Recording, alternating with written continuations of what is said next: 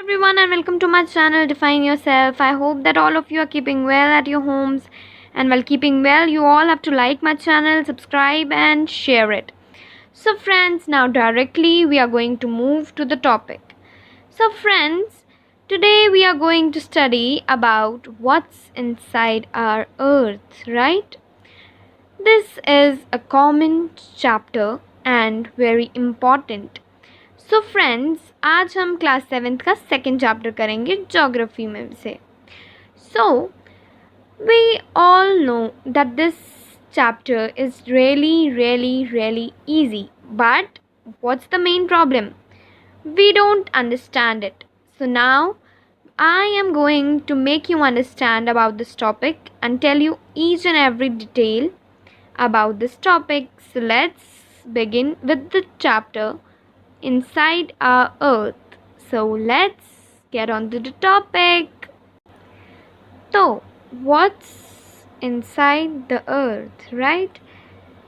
तो अब हम बेसिकली ये पढ़ेंगे कि क्या होता है अर्थ के अंदर, ठीक है. और वो कैसे हमें पता लगेगा, वो हमें अर्थ की डायग्राम को देखकर ही पता लगेगा, है ना.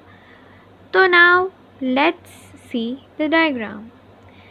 अब देखो, जो ये डायग्राम है उस पर मैंने क्या बनाया है कि जो अर्थ होती है उसकी काफ़ी लेयर्स होती हैं, राइट. अर्थ के अंदर काफ़ी लेयर्स होती हैं जिनके बारे में अभी हम पढ़ने जा रहे हैं. तो अर्थ की जो अपर मोस्ट लेयर होती है उसको क्या कहते हैं? उसको क्रस्ट कहा जाता है, ठीक है. आप जो उसकी अपर मोस्ट लेयर होगी उसको क्या कहोगे? क्रस्ट कहोगे. और जो अर्थ की अंदर से सबसे पहली लेयर आती है उसको हम क्या कहते हैं? उसको हम कहते हैं लिथोस्फीयर, ठीक है. तो ये उसकी एक लेयर का नाम है. अब सेकेंड लेयर क्या है? सेकेंड लेयर जो पूरी है वो है मेंटल, ठीक है. इसको आप अब मेंटल पढ़ोगे नहीं, ठीक है. जब आप प्रोनाउंस करोगे इसको तब आपने बोलना है मैंटल, राइट. Mental, okay. जब भी आप प्रोनाउंसिएशन में आपको जिसको भी प्रॉब्लम होती है, you just go and see that what's the word, just break out the word and speak it out, okay. So next layer is core mantle boundary. अब देखो, जो वो छोटी सी एक लाइन होगी उसको हम क्या कहते हैं? Core mantle boundary. इसको हम कोर मेंटल बाउंड्री क्यों कहते हैं? इसके पीछे रीज़न है. क्यों?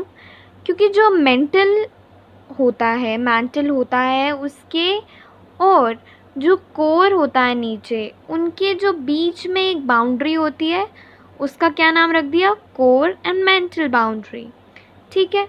और फिर इसके नीचे क्या आता है? आउटर कोर, ठीक है.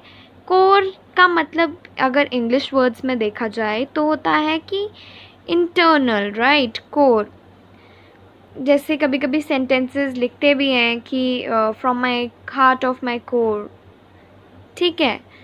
तो अब वैसे ही इस सेंटेंस को मत लेना, इसको लो कि ये अर्थ का इनर पोर्शन है, ठीक है. तो कोर को क्या कहते हैं? इनसाइडर.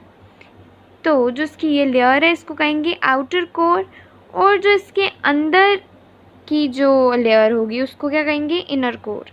सो ये है बेसिकली अर्थ के अंदर क्या क्या होता है उसके बारे में.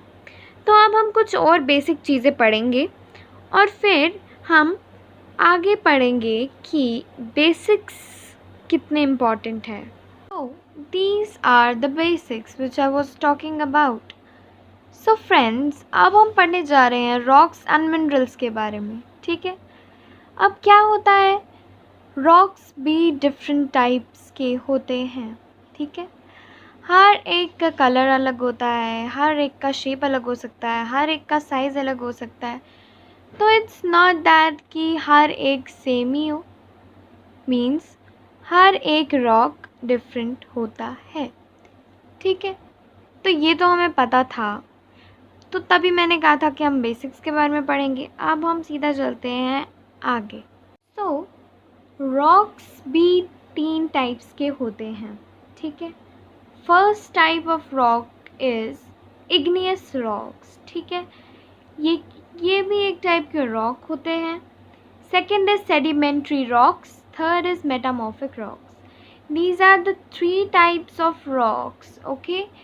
सो अब हम इन हर एक के बारे में डिटेल में पढ़ेंगे, मतलब igneous rocks, sedimentary rocks, metamorphic rocks, इन तीनों के बारे में डिटेल में पढ़ेंगे। So let's begin with the definitions of these 3 and the main things of these 3 types of rocks. So let's start. तो जो rocks के 3 types थे, उनके हम सबसे पहले वाले rocks से start करेंगे, which is igneous rock. igneous rock का मतलब क्या है? अब igneous rock बनता कैसे है, फॉर्म कैसे होता है, and what are its examples, we are going to talk about that. So igneous rock बनता कब है? जब molten magma, मतलब जो लावा, दैट मीन्स जो हमारा वॉल्केनो होता है, जब वो इरप्ट होता है, उसमें से जो molten magma निकलता है वो बाहर आके जल्दी से कूल डाउन हो जाता है। जब वो बाहर आके कूल डाउन हो जाता है तब वो क्या फॉर्म करता है? वो रॉक फॉर्म करता है या फिर स्टोन फॉर्म्स करता है। तो उस जब वो फॉर्म करता है रॉक को, तब हम उस रॉक को क्या कहते हैं? इग्नियस रॉक, ठीक है। तो उस रॉक को क्या कहा जाता है? Igneous rock. तो अगर आपसे कोई पूछे how is igneous rock form, you have to say that when molten magma cools down, it becomes solid, and that solid is called igneous rock, ठीक है। This is its definition. So igneous rock का दूसरा नाम है primary rock, ठीक है। igneous rock को और क्या कहते हैं? primary rock कहा जाता है। नेक्स्ट क्या है? नेक्स्ट है कि इग्नियस रॉक के कितने कितने टाइप्स है। इग्नियस रॉक के भी 2 टाइप्स हैं, ठीक है। अब वो 2 टाइप्स कौन से हैं, अब उनके बारे में पढ़ते हैं, ठीक है। तो वो है इंट्रक्सिव रॉक्स एंड एक्सटर्सिव रॉक्स। अब ये दोनों कौन से टाइप के रॉक्स हैं, हम वो उसके बारे में बात करेंगे।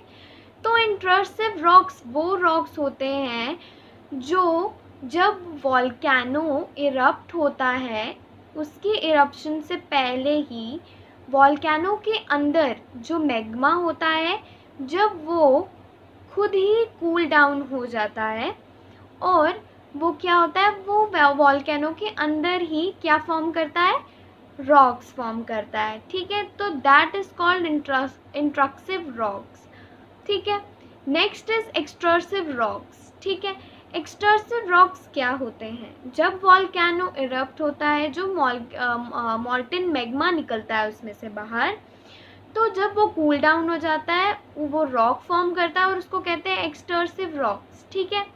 अब मैं कुछ एग्जांपल्स बताती हूँ इनके। फर्स्ट, इंट्रक्सिव रॉक्स के एग्जांपल है ग्रेनाइट, ठीक है। अब मैं बताती हूँ ग्रेनाइट क्या है। जैसे आप लोगों को पता है, अभी हम ग्राइंडर यूज़ करते हैं, राइट। कुछ भी पेस्ट बनाना हो, anything, for any purpose of grinding we use grinder, ठीक है।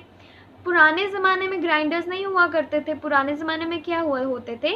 ग्राइंडिंग स्टोन्स कहा जाता था उन्हें। अब वो क्या होते थे? वो होता था कि वो जैसे हिंदी में हम उसको कह सकते हैं ओखली।